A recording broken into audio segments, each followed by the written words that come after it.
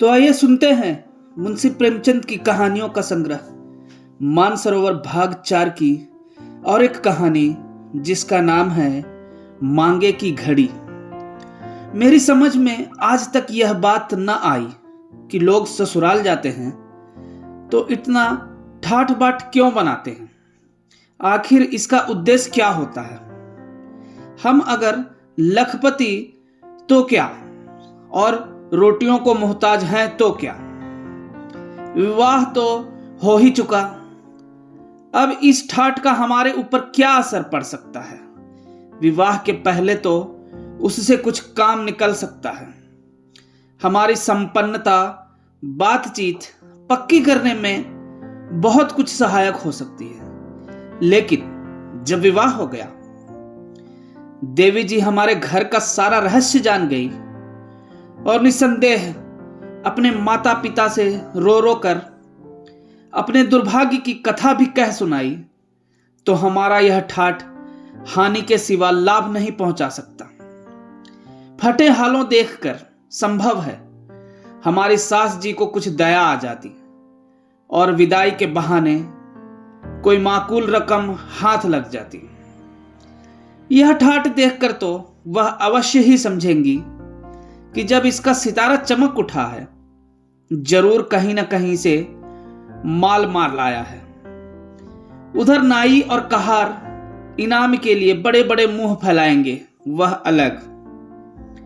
देवी जी को भी भ्रम हो सकता है, मगर यह सब जानते और समझते हुए मैंने पर साल होली में ससुराल जाने के लिए बड़ी बड़ी तैयारियां की। रेशमी अचकन जिंदगी में कभी ना पहनी थी। फ्लैक्स के बूटों का भी स्वप्न देखा करता था। अगर नकद रुपये देने का प्रश्न होता तो शायद यह स्वप्न स्वप्न ही रहता, पर एक दोस्त की कृपा से दोनों चीजें उधार मिल गई। चमड़े का सूटकेस एक मित्र से मांग लाया। दरी फट गई थी और नई दरी उधार मिल भी सकती थी, लेकिन बिछावन ले जाने की मैंने जरूरत न समझी।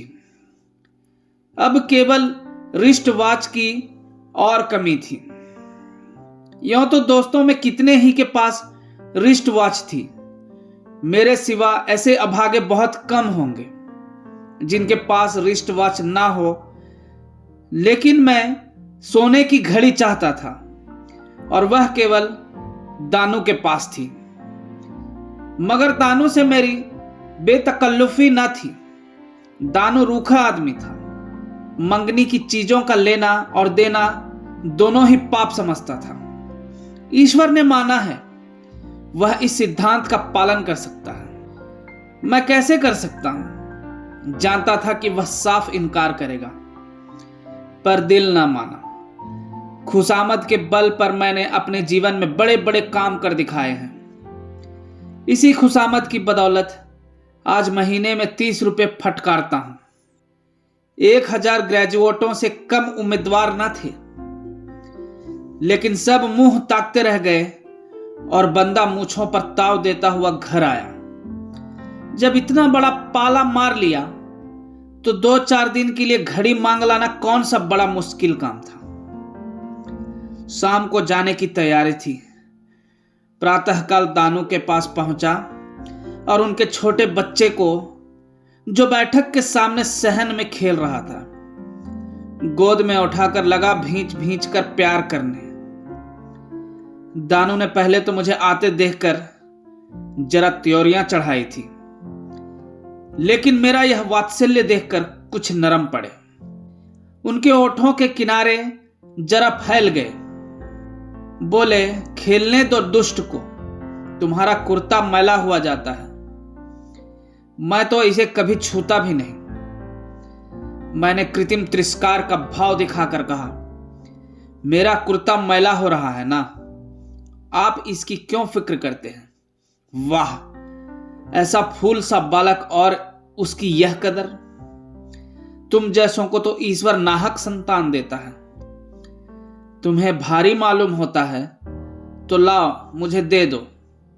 यह कहकर मैंने बालक को कंधे पर बैठा लिया और सहन में कोई 15 मिनट तक उचकता फिरा। बालक खिलखिलाता था और मुझे दम ना लेने देता था। यहां तक कि दानू ने उसे मेरे कंधे से उतारकर जमीन पर बैठा दिया और बोले, कुछ पान पत्ता तो लाया नहीं, उल्टे सवारी कर बैठा, जा अम्मा से पान बनवा ला। बालक मचल गया। मैंने उसे शांत करने के लिए दानू को हल्के हाथों 2-3 धप जमाए और उनकी रिस्ट वॉच से सुसज्जित कलाई पकड़कर बोला, ले लो बेटा, इनकी घड़ी ले लो, यह बहुत मारा करते हैं तुम्हें। आप तो घड़ी लगाकर बैठे हैं और हमारे मुन्ने के पास नहीं। मैंने चुपके से रिस्ट वॉच खोलकर बालक की बाह में बांध दी और तब उसे गोद में उठाकर बोला, भैया अपनी घड़ी हमें दे दो। सयाने बाप के बेटे भी सयाने होते हैं। बालक ने घड़ी को दूसरे हाथ से छिपाकर कहा, तुमको नहीं देंगे। मगर मैंने अंत में उसे फुसलाकर घड़ी ले ली और अपनी कलाई पर बांध ली। बालक पान लेने चला गया। दानू बाबू अपनी घड़ी के गुणों की प्रशंसा करने लगे। ऐसी सच्ची समय बताने वाली घड़ी आज तक कम से कम मैंने नहीं देखी। मैंने अनुमोदन किया, है भी तो स्विस। दानू, अजी स्विस होने से क्या होता है? लाखों स्विस घड़ियां देख चुका हूं। किसी को सर्दी, किसी को जुकाम, किसी को गठिया, किसी को लकवा। जब देखिए तब अस्पताल में पड़ी है। घड़ी की पहचान चाहिए और यह कोई आसान काम नहीं। कुछ लोग समझते हैं बहुत दाम खर्च कर देने से अच्छी घड़ी मिल जाती है। मैं कहता हूं तुम गधे हो। दाम खर्च करने से ईश्वर नहीं मिला करता। ईश्वर मिलता है ज्ञान से और घड़ी भी मिलती है ज्ञान से। फॉसेट साहब को तो जानते होगे। बस बंदा ऐसों ही की खोज में रहता है।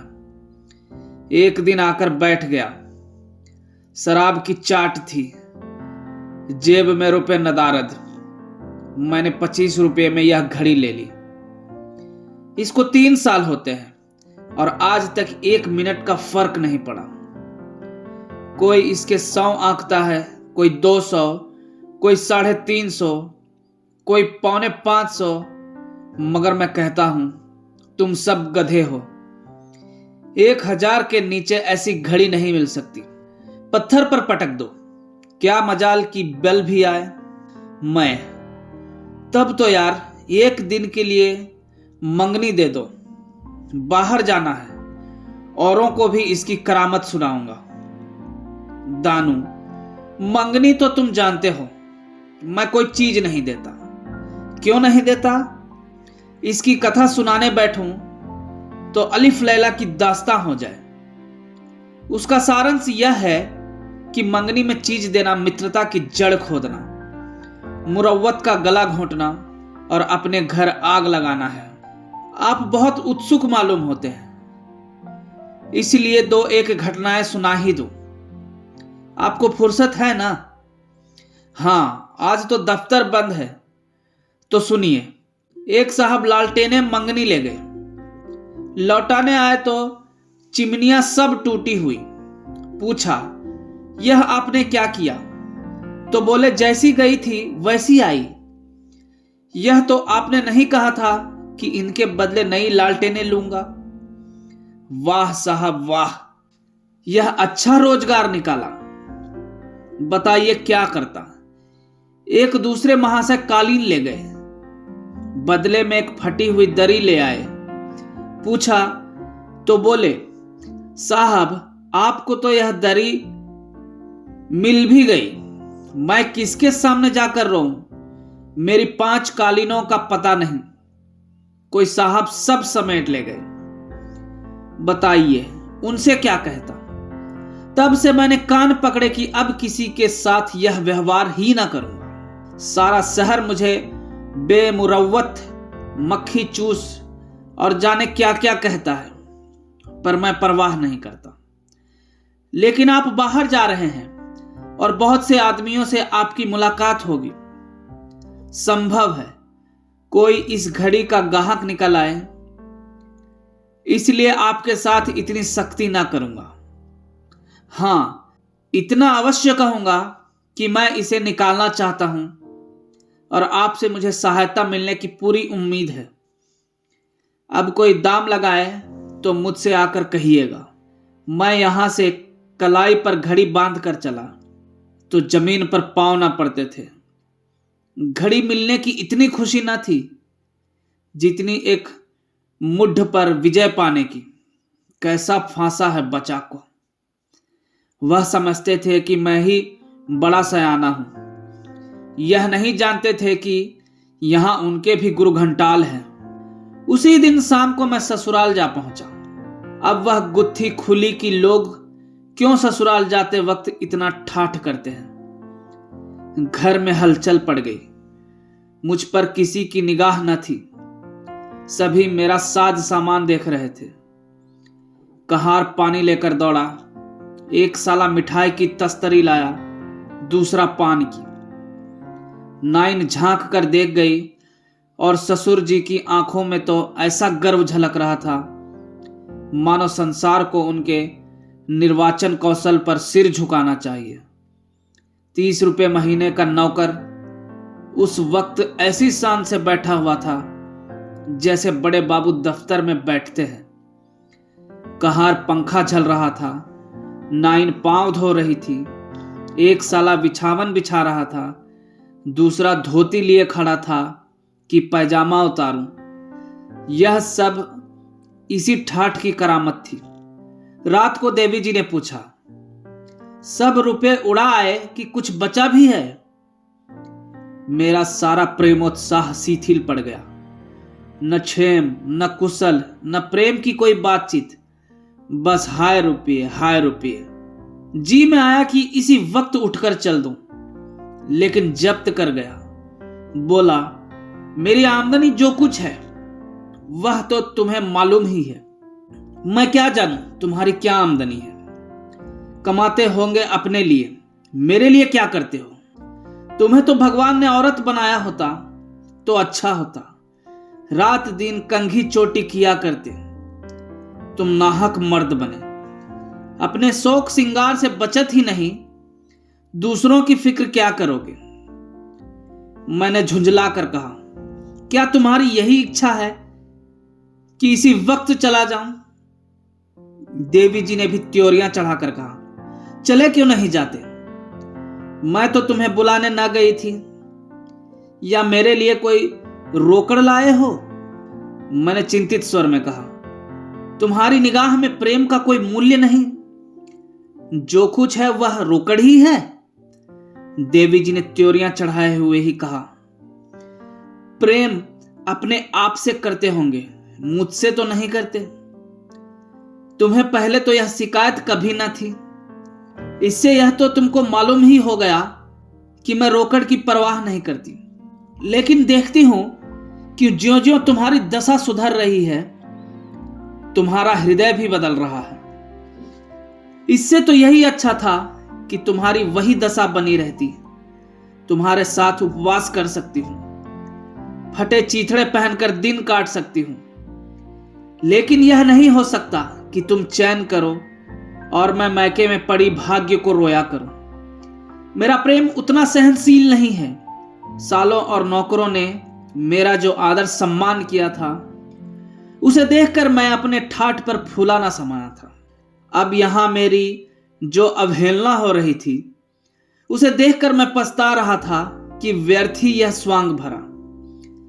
अगर साधारण कपड़े पहने, रोनी सूरत बनाए आता तो बाहर वाले चाहे अनादर ही करते, लेकिन देवी जी तो प्रसन्न रहती। पर अब तो भूल हो गई थी। देवी जी की बातों पर मैंने गौर किया तो मुझे उनसे सहानुभूति हो गई। यदि देवी जी पुरुष होती और मैं उनकी स्त्री, तो क्या मुझे यह किसी तरह भी सह्य होता कि वह तो छैला बनी घूमे और मैं पिंजरे में बंद दाने और पानी को तरसूं?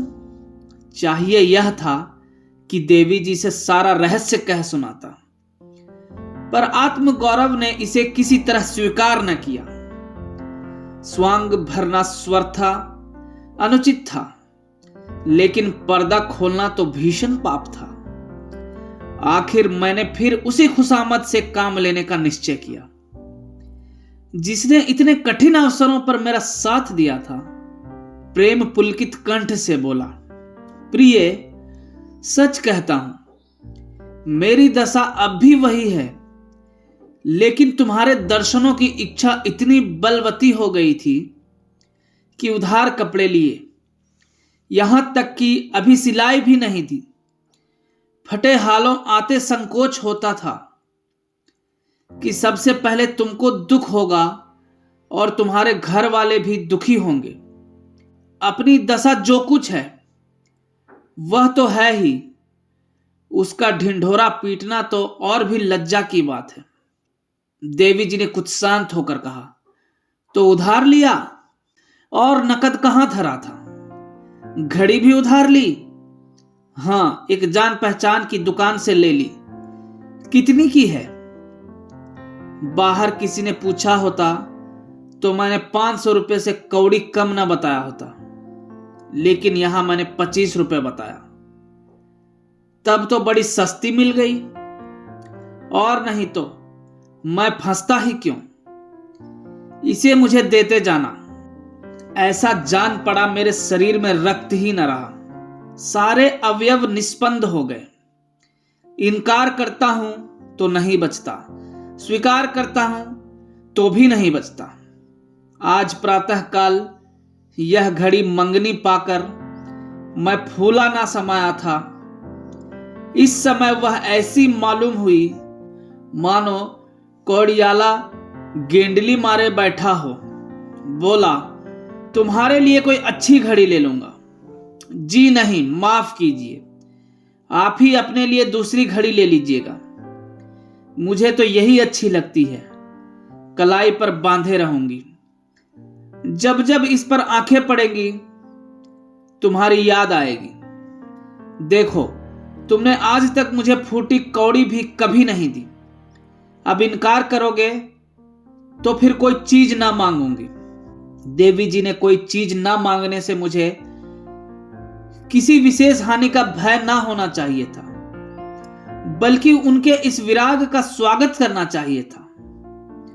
पर ना जाने क्यों मैं डर गया। कोई ऐसी युक्ति सोचने लगा कि वह राजी हो जाए और घड़ी भी ना देनी पड़े। बोला, घड़ी क्या चीज है? तुम्हारे लिए जान हाजिर है प्रिय। लाओ, तुम्हारी कलाई पर बांध दूं।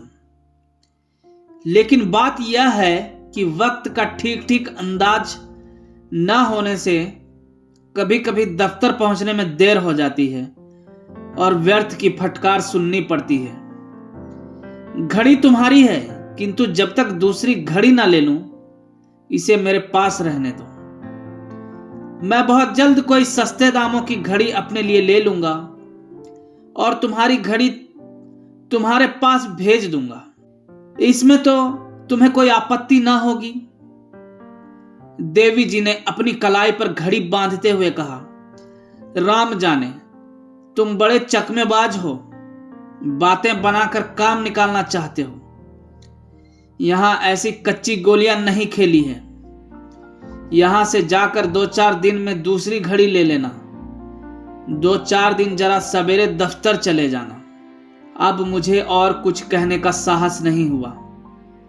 कलाई से घड़ी के जाते ही हृदय पर चिंता का पहाड़ सा बैठ गया। ससुराल में 2 दिन रहा, पर उदास और चिंतित। दानू बाबू को क्या जवाब दूंगा? यह प्रश्न किसी गुप्त वेदना की भांति चित्त को मसोसता रहा। घर पहुंचकर जब मैंने सजल नेत्र होकर दानू बाबू से कहा, घड़ी तो कहीं खो गई, तो खेद या सहानुभूति का एक शब्द भी मुंह से निकालने के बदले उन्होंने बड़ी निर्दयता से कहा, इसलिए मैं तुम्हें घड़ी ना देता था। आखिर वही हुआ जिसकी मुझे शंका थी। मेरे पास वह घड़ी 3 साल रही, एक दिन भी इधर उधर न हुई। तुमने 3 दिन में वारा न्यारा कर दिया। आखिर कहां गए थे? मैं तो डर रहा था कि दानू बाबू ना जाने कितनी घुड़कियां सुनाएंगे। उनकी यह क्षमाशीलता देखकर मेरी जान में जान आई। बोला, जरा ससुराल चला गया था। तो भाभी को लिवा लाए? जी, भाभी को लिवा लाता। अपनी गुजर होती ही नहीं, भाभी को लिवा लाता। आखिर तुम इतना कमाते हो, वह क्या करते हो? कमाता क्या हूं? अपना सिर। 30 रुपए महीने का नौकर हूं, तो 30 खर्च कर डालते हो। क्या 30 रुपए मेरे लिए बहुत हैं? जब तुम्हारी कुल आमदनी 30 रुपए है, तो यह सब अपने ऊपर खर्च करने का तुम्हें अधिकार नहीं है। बीवी कब तक मैके में पड़ी रहेगी? जब तक और तरक्की नहीं होती, तब तक मजबूरी है। किस बिरते पर बुलाऊं? और तरक्की 2-4 साल ना हो तो? यह तो ईश्वर ही ने कहा है। इधर तो ऐसी आशा नहीं है। शाबाश, तब तो तुम्हारी पीठ ठोकनी चाहिए। और कुछ काम क्यों नहीं करते? सुबह को क्या करते हो? सारा वक्त नहाने धोने, खाने पीने में निकल जाता है। फिर दोस्तों से मिलना जुलना भी तो है। तो भाई, तुम्हारा रोग असाध्य है। ऐसे आदमी के साथ मुझे लेस मात्र भी सहानुभूति नहीं हो सकती। आपको मालूम है, मेरी घड़ी 500 रुपए की थी। सारे रुपए आपको देने होंगे। आप अपने वेतन में से 15 रुपए महीना मेरे हवाले रखते जाइए। इस प्रकार 2.5 साल में मेरे रुपए पट जाएं तो खूब जी खोलकर दोस्तों से मिलिएगा। समझ गए ना? मैंने 50 रुपए छोड़ दिए हैं, इससे अधिक रियायत नहीं कर सकता। 15 रुपए में मेरा गुजारा कैसे होगा? गुजर तो लोग 5 रुपए में भी करते हैं, और 500 रुपए में भी। इसकी ना चलाओ, अपनी सामर्थ्य देख लो। दानू बाबू ने जिस निष्ठुरता से ये बातें की, उससे मुझे विश्वास हो गया कि अब इनके सामने रोना धोना व्यर्थ है। यह अपनी पूरी रकम लिए बिना ना मानेंगे। घड़ी अधिक से अधिक 200 रुपए की थी, लेकिन इससे क्या होता है? उन्होंने तो पहले ही उसका दाम बता दिया था। अब उस विषय पर मीन मेष विचार करने का मुझे साहस कैसे हो सकता था? किस्मत ठोक कर घर आया। यह विवाह करने का मजा है। उस वक्त कैसे प्रसन्न थे, मानो चारों पदार्थ मिल जा रहे थे। अब नानी के नाम को रो, घड़ी का शौक चर्राया था, उसका फल भोगो। न घड़ी बांध कर जाते तो ऐसी कौन सी किरकिरी हुई जाती थी, मगर तब तुम किसकी सुनते थे? देखें, 15 रुपए में कैसे गुजर करते हो। 30 रुपए में तो तुम्हारा पूरा ही ना पड़ता था। 15 रुपए में तुम क्या भुना लोगे? इन्हीं चिंताओं में पड़ा पड़ा मैं सो गया। भोजन करने की भी सुधि न रही। जरा सुन लीजिए कि 30 रुपए में मैं कैसे गुजर करता था। 20 रुपए तो होटल को देता था, 5 रुपए नाश्ते का खर्च था, और बाकी 5 रुपए में पान, सिगरेट, कपड़े, जूते, सब कुछ। मैं कौन रात ठाठ से रहता था? ऐसी कौन सी फिजूल खर्ची करता था कि अब खर्च में कमी करता हूं? मगर दानू बाबू का कर्ज तो चुकाना ही था। रोकर चुकाता या हंसकर। एक बार जी में आया कि ससुराल में जाकर घड़ी उठा लाऊं, लेकिन दानू बाबू से कह चुका था, घड़ी खो गई। अब घड़ी लेकर आऊंगा तो यह मुझे झूठा और लबाड़िया समझेंगे। मगर क्या मैं यह नहीं कह सकता कि मैंने समझा था कि घड़ी खो गई? ससुराल गया तो उसका पता चल गया। मेरी बीवी ने उड़ा दी थी। हाँ, यह चाल अच्छी थी, लेकिन देवी जी से क्या बहाना करूंगा?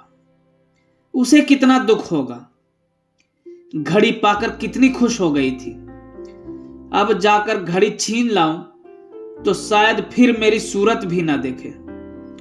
हाँ, यह हो सकता था कि दानू बाबू के पास जाकर रोता।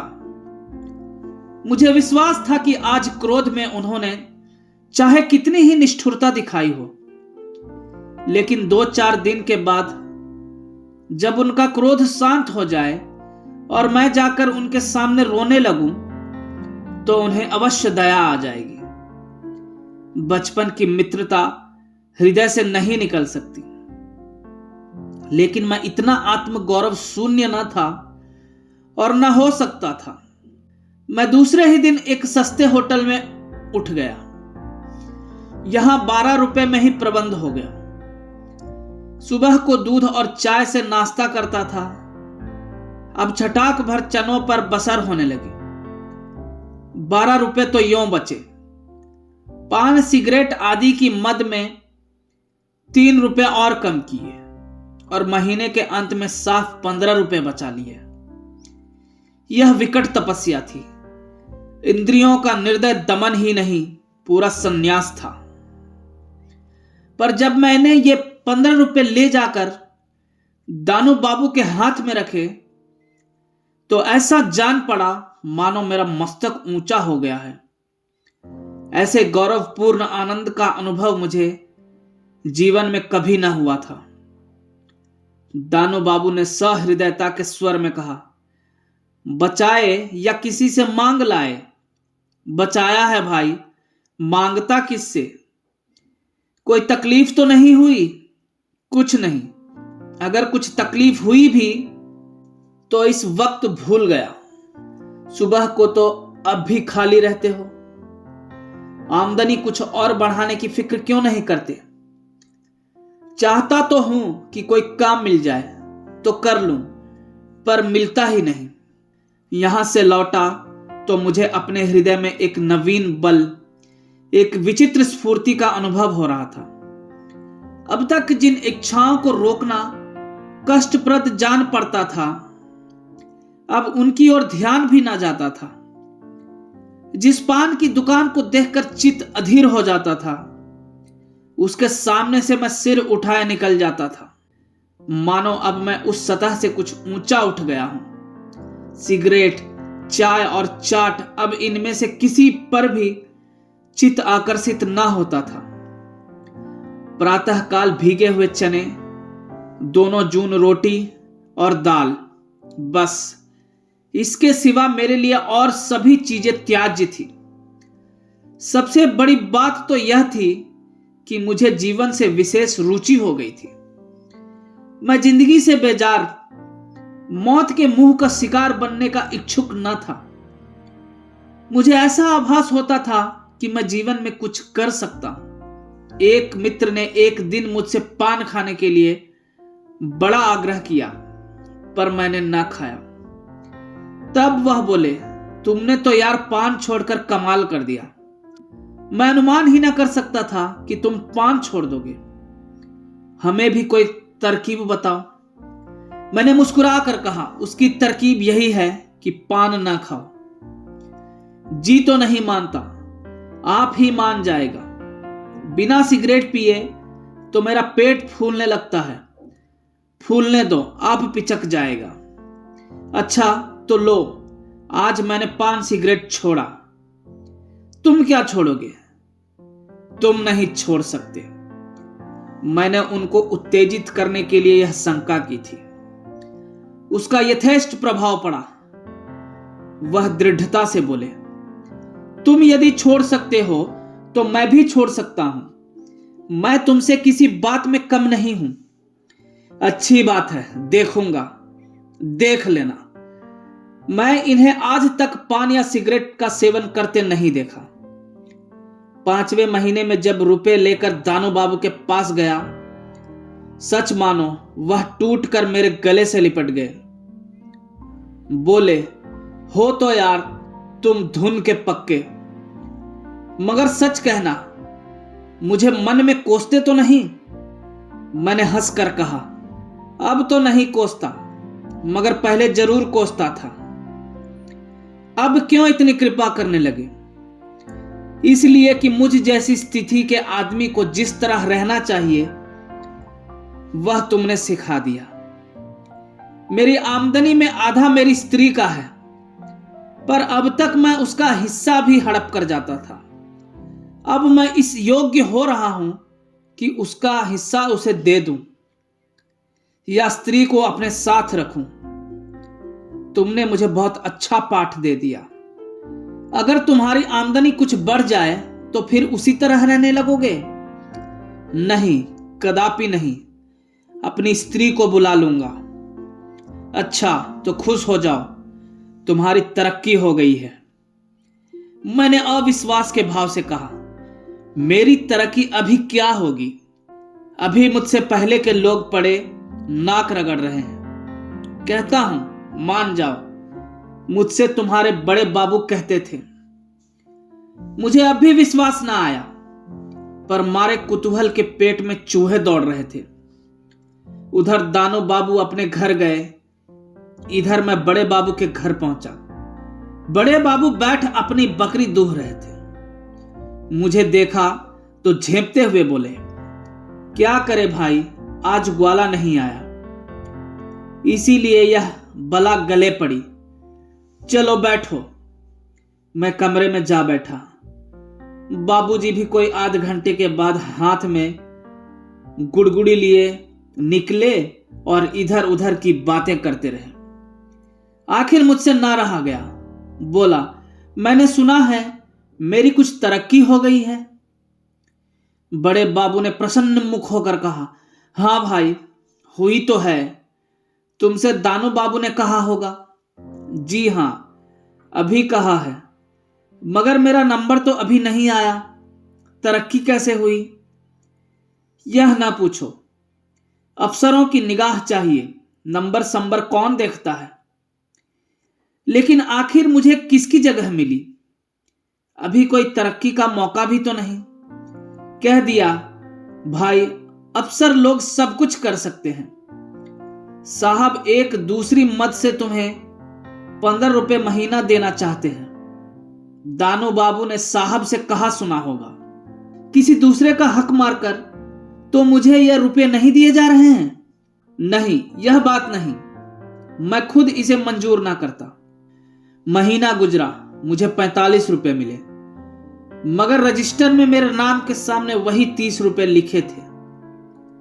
बड़े बाबू ने अकेले बुलाकर मुझे रुपए दिए और ताकीद कर दी कि किसी से कहना मत, नहीं दफ्तर में बवेला मच जाएगा।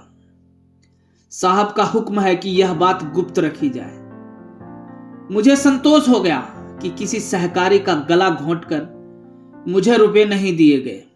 खुश खुश रुपए लिए सीधा दानो बाबू के पास पहुंचा। वह मेरी बाछे खिली देखकर बोले, मार लाए तरक्की? क्यों? हाँ यार, रुपए तो 15 मिले, लेकिन तरक्की नहीं हुई, किसी और मद से दिए गए हैं। तुम्हें रुपए से मतलब है, चाहे किसी मद से मिले। तो अब बीवी को लेने जाओगे ना? नहीं, अभी नहीं। तुमने तो कहा था आमदनी बढ़ जाएगी तो बीवी को लाऊंगा। अब क्या हो गया? मैं सोचता हूं पहले रुपए पटा दूं, अब से 30 रुपए महीने देता जाऊंगा। साल भर में पूरे रुपए पट जाएंगे, तब मुक्त हो जाऊंगा। दानो बाबू की आंखें सजल हो गई। मुझे आज अनुभव हुआ कि उनकी इस कठोर आकृति के नीचे कितना कोमल हृदय छिपा हुआ था। बोले, नहीं, अब की मुझे कुछ मत दो। रेल का खर्च पड़ेगा, वह कहां से दोगे? जाकर अपनी स्त्री को ले आओ।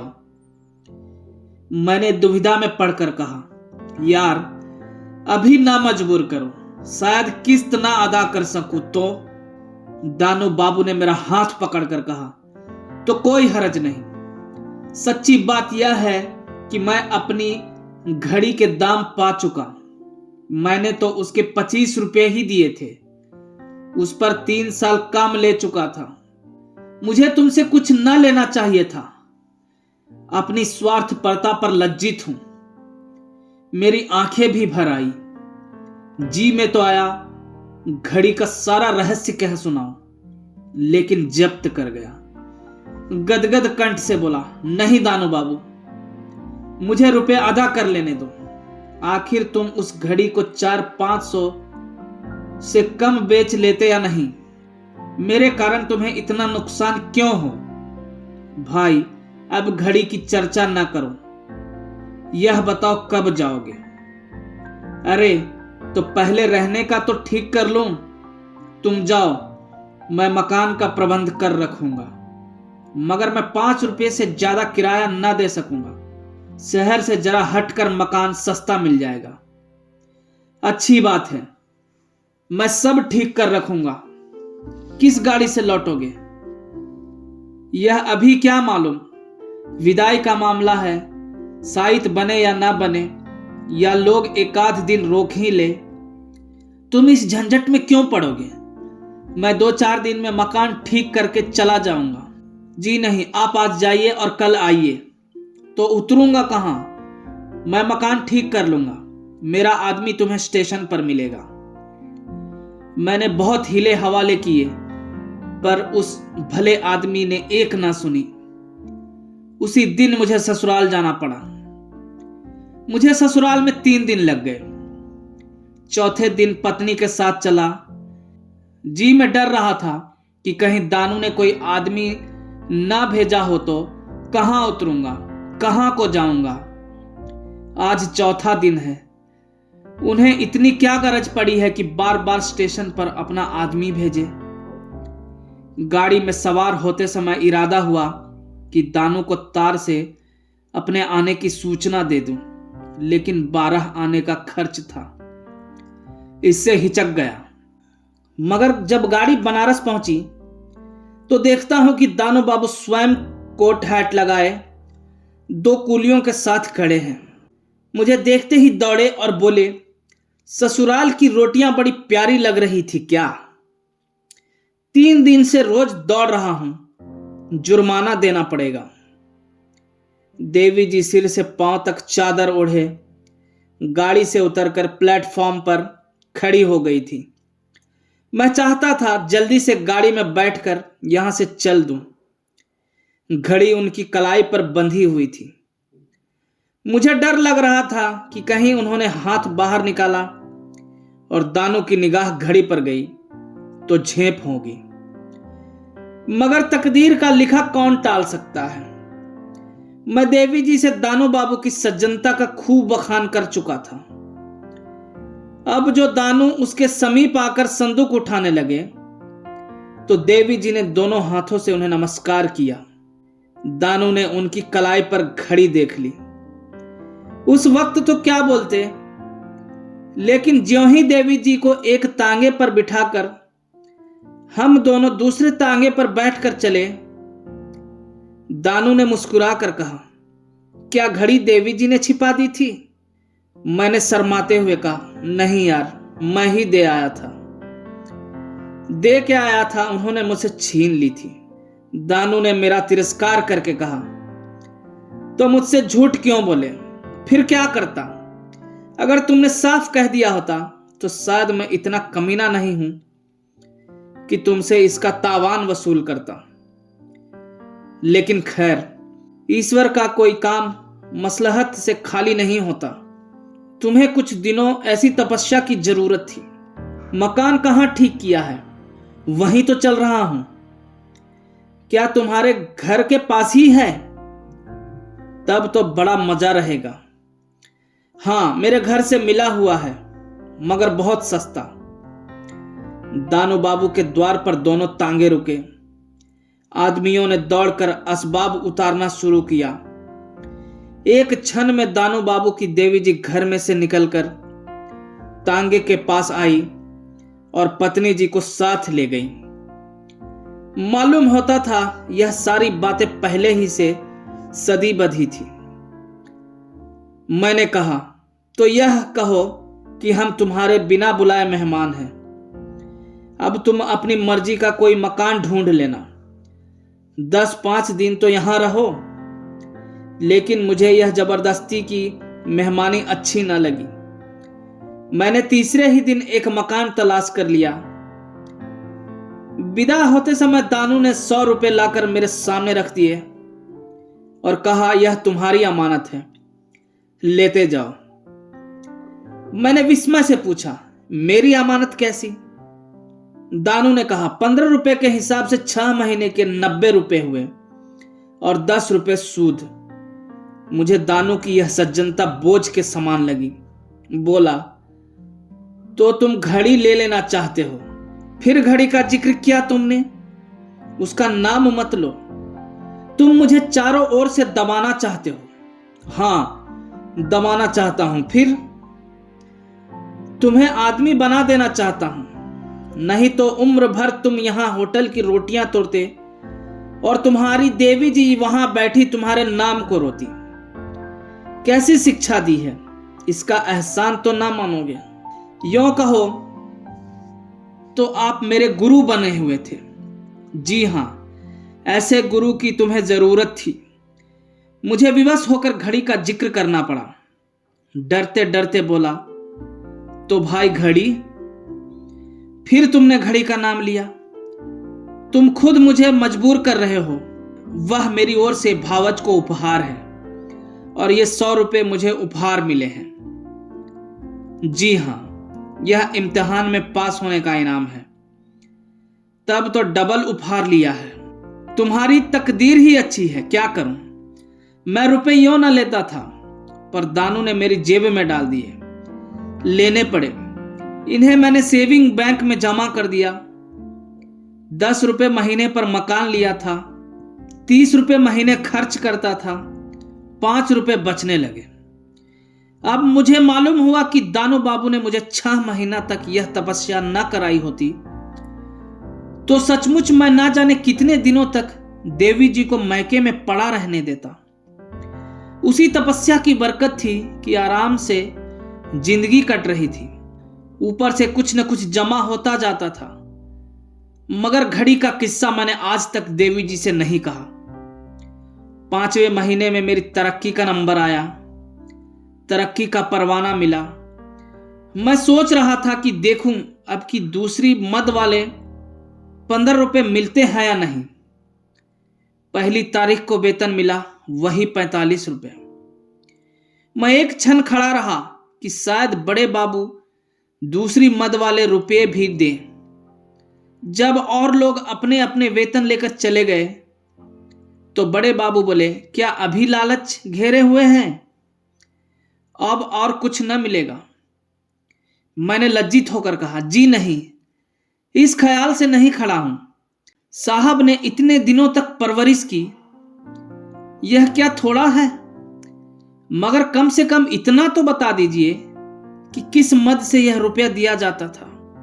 बड़े बाबू, पूछकर क्या करोगे? कुछ नहीं, यूं ही जानने को जी चाहता है। जाकर दानू बाबू से पूछो। दफ्तर का हाल दानू बाबू क्या जान सकते हैं? नहीं, यह हाल वही जानते हैं। मैंने बाहर आकर एक तांगा किया और दानू के पास पहुंचा।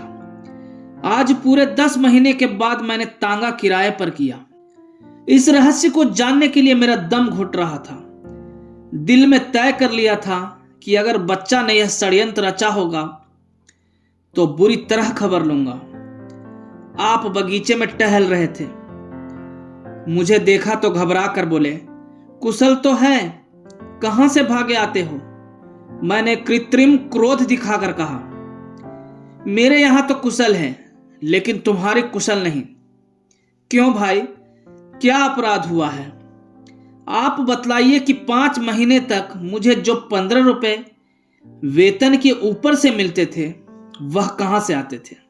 तुमने बड़े बाबू से नहीं पूछा? तुम्हारे दफ्तर का हाल मैं क्या जानूं? मैं आजकल दानू से बेतकल्लुफ हो गया था। बोला, देखो दानू, मुझसे उड़ोगे तो अच्छा ना होगा। क्यों नाहक मेरे हाथों पिटोगे? पीटना चाहो तो पीट लो भाई, सैकड़ों ही बार पीटा है, एक बार और सही।